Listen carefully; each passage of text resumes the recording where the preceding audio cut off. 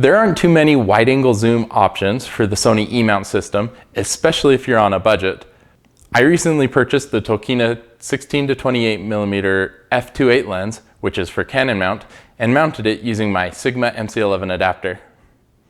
In this video, I'll tell you about the good things, the bad things, and everything in between using this lens mounted onto Sony cameras.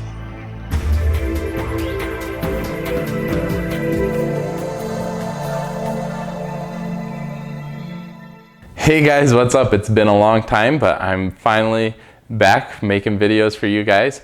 I was on a trip with some family recently and then got sick for a few weeks, so it's been a while since I've been able to make videos, but I'm glad to finally be able to make this one for you guys.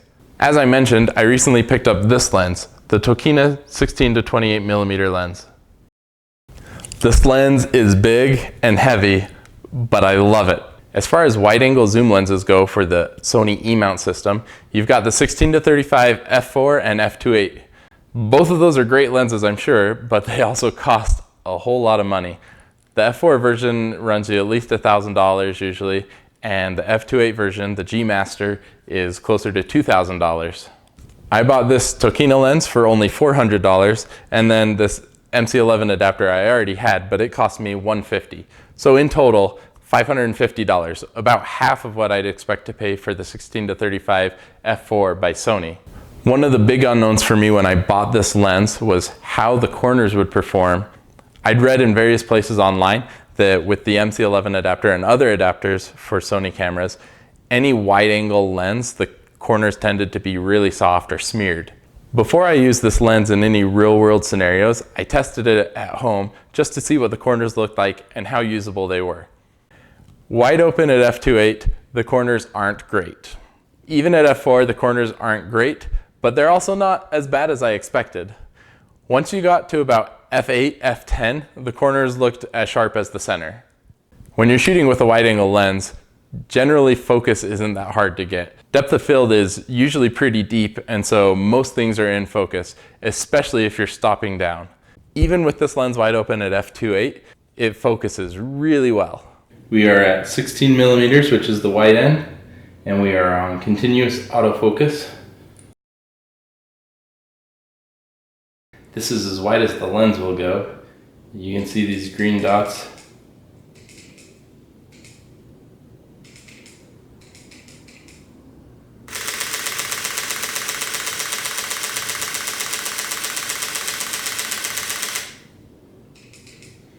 So it doesn't recompose or refocus in between shots if you're continually taking pictures. I bought this lens expecting to use it for landscape and architecture, but I took it on a family trip with me and also ended up taking pictures of my family with it. It did surprisingly well taking pictures of people, especially paired with the A7 III. The eye autofocus and just the face detection worked really well, and it always got focus where it needed to. Focus was good enough that I could hand my camera over to someone else in my family to have them take a picture of me, and I knew full well that I would be in focus in that picture. I did test out the video capabilities of this combo just to see what it was like, because I didn't actually intend to take much video with it, and as I expected, video was pretty bad. Autofocus was pretty much unusable. If you plan on doing any video work with the MC11 adapter, regardless of what lens you have mounted on it, you probably shouldn't be expecting good autofocus. You should just plan on using manual focus. So, knowing that the corners are soft at f2.8, but good at f8 and above, I was able to plan my photos accordingly when I went on my family trip. Anytime I wanted to have everything in sharp focus, I made sure I was around f8, f10.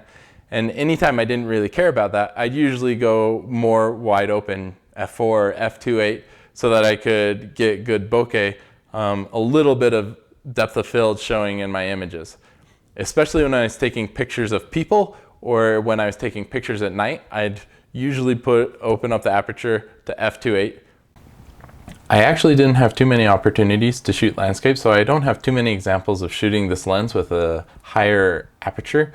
So I'll show you a few images and you can look at the corners in there, but there's not a lot to go off of. So here's one image. This is taken at f7.1 and you can see that in the corners it actually looks decent. I mean, we zoom in so far that it's pixelated, but it is not that unsharp at all. It actually looks pretty good. Here's an image shot at f6.3, so not stopped down a ton, but stopped down enough that it's fairly sharp throughout the image. You can see that even down here in the corners we have a decent amount of detail.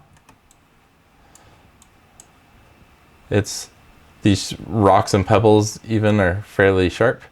We'll take a look at this corner here in the left. Pretty similar story.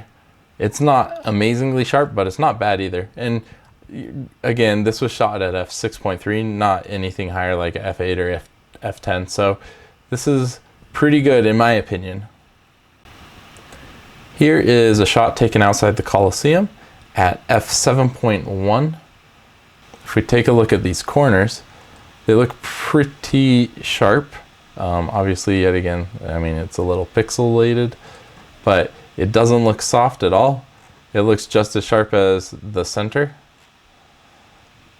Even down here in this corner, looking pretty good. We can compare this cobblestone to the cobblestone that's further over, and it's not too different as far as image quality goes.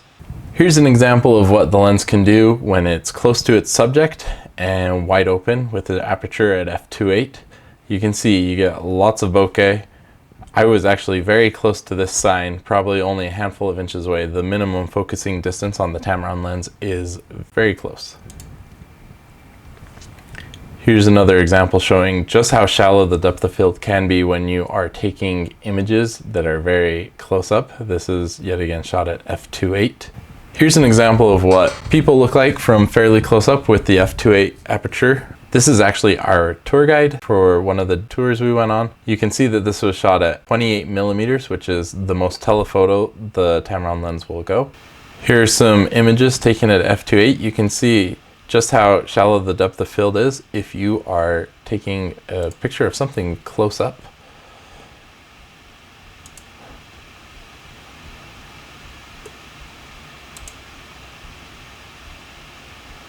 In conclusion, I'm really happy with this combo and I intend to use it a lot. Yes, the corners are soft at f2.8, but usually if I'm shooting at f2.8, I'm not trying to get everything sharp.